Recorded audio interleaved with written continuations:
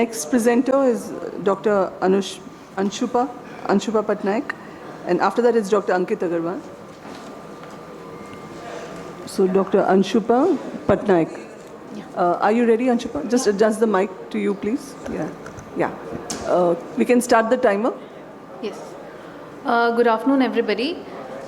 So fungal keratitis, I do not need to re-emphasize the fact that it's the most common form of keratitis in our country, and why we are constantly after coming up with new things for it is because it's insidious in nature, meaning that the patient comes to us at a very late stage where the prognosis is pretty poor. The standard approaches which we have, like the smear culture, only provide a basic information regarding the species, the amount of damage, inflammation it may cause, the sensitivity to the treatment, the resistance which is caused by the medicines, and whether it will heal or not is still an unknown factor. Treatment-wise, antifungals has not been much of an advancement over the years, which is why currently there are 1/3 of the patients which remain refractory to treatment.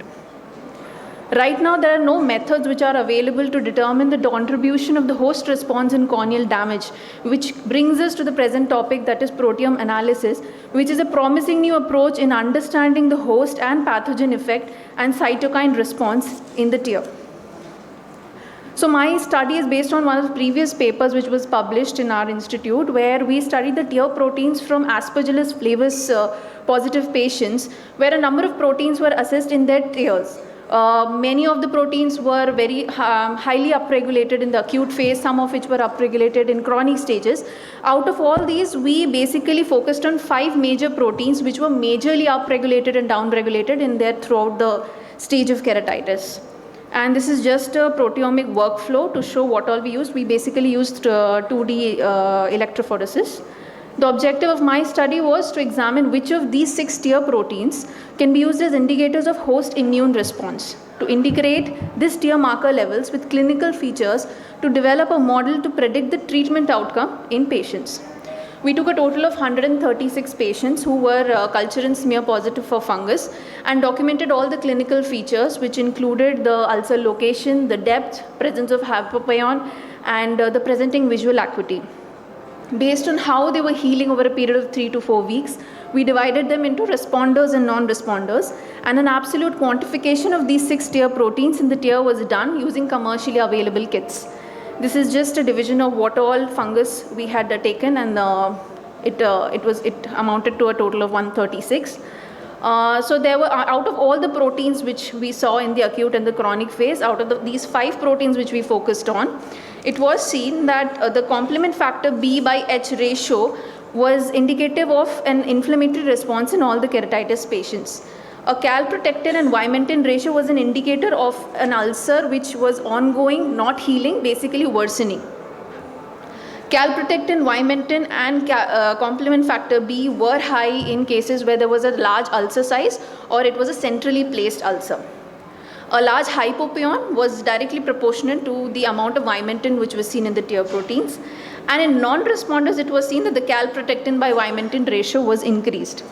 Basically, what we wanted, there have been previous studies by Dr. Prajna et al. Where we now clinically can kind of sense, or we can kind of judge when a patient comes with a poor visual acuity, late onset, old age, or a large ulcer, that these are poor prognostic factors of an ulcer.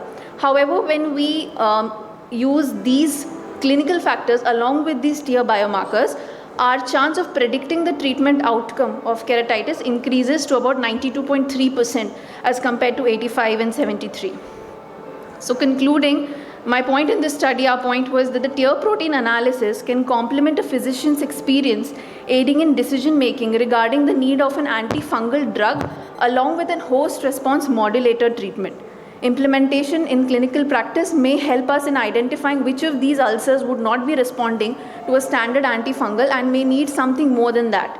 A timely surgical intervention would also reduce the risk of infection spread and reinfection after TPK. Right now, what we lack is predicting which of these cases would not respond to an antifungal therapy. 2 patients with the same species, with the same size of ulcer, one responds to normal therapy, the other doesn't respond, ends up with a TPK. Which one does that? We still don't know, and why. which is what brings us to proteomics. We need a treatment which is not only directed towards the pathogen, which we are doing right now, is we are focusing only on the pathogen and not treating the entire disease as a whole. What we need is a treatment would be directed to reduce the host cell damage and maintain the host cell homeostasis during infection, which is critical to prevent further deterioration in visual acuity. Basically, we don't need a blanket treatment for everything, but a more specified and specific treatment and a very patient-oriented treatment, which is what I intend to do with this paper.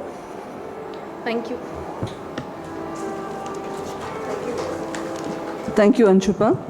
Any questions, please?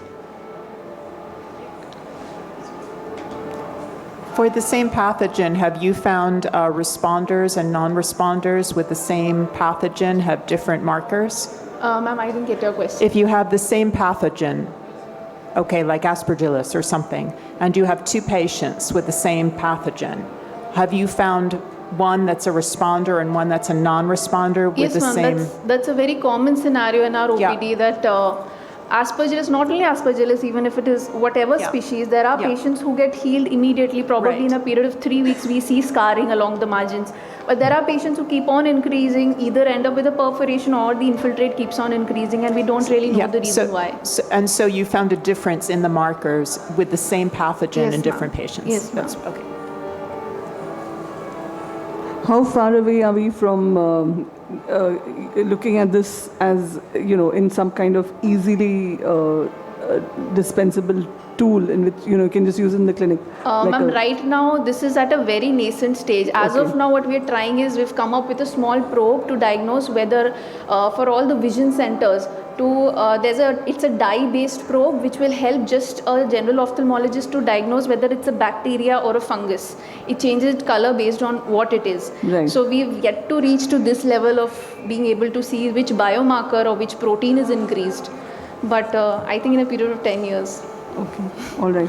Thank you. Thank you.